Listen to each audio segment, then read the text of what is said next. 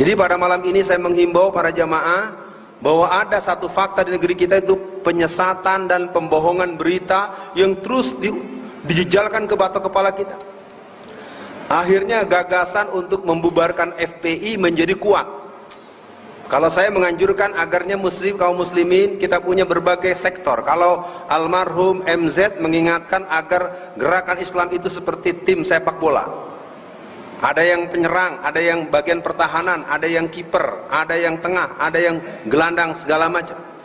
Atau Taufik Ismail mengingatkan kita, yang di kanan jangan salah-salahkan yang di kiri, yang di depan jangan salahkan yang di belakang. Saya ingin mengajak pada hadirin yang berbahagia, kita umat Islam harus betul-betul menghitung langkah.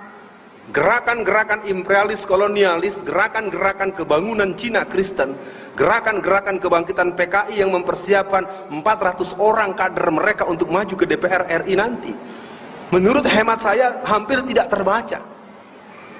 Kita hanya terus berdebat pada bagian-bagian yang sebenarnya kita bisa memberikan fungsi-fungsi profesionalisme, fungsi-fungsi kapasitas, fungsi-fungsi otoritas, fungsi-fungsi kepakaran.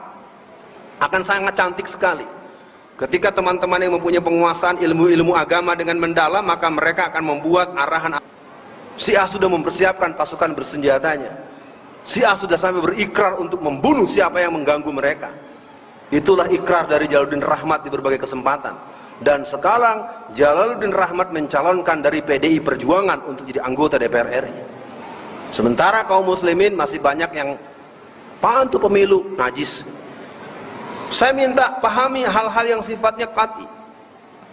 Yang qat'i, yang sifatnya rumusan utama, kebenaran yang tak terbantahkan, kita semua akan katakan sodakta sam'an wa ta'atan.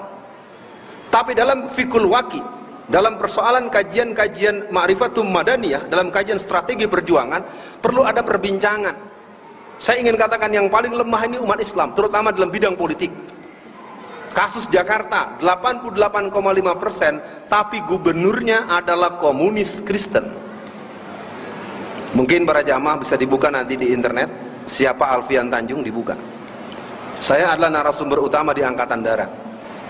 Kelompok Islam berkelahi, yang atu bilang politik togut, yang atu demokrasi kafir, yang ini terus. Lalu kalau nanti mereka dalam semua, lalu bilang yang pakai jenggot ditangkap, yang jidat hitam ditangkap.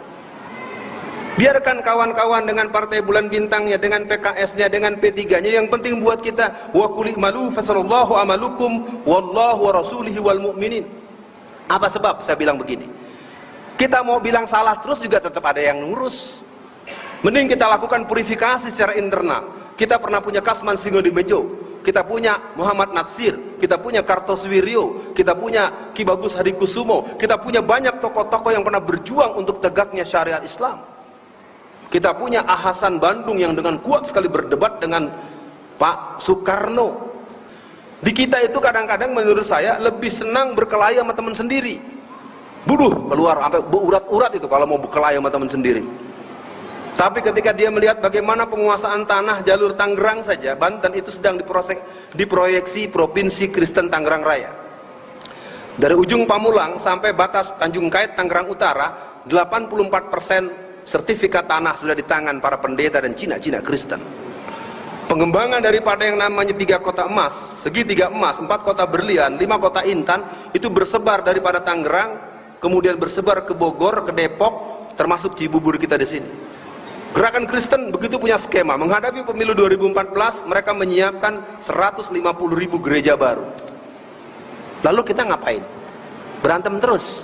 Yang ini enggak Islami, ini enggak nyunah, ini bid'ah, ini segala macam. Saya ingin ingatkan, tolong, kondisi kita memang tidak ideal.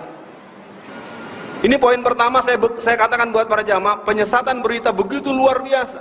Akibatnya apa? Kata almarhum Letnan Jenderal Z.A. Maulani, di antara kelemahan umat Islam adalah tidak memiliki analisis intelijen dakwah.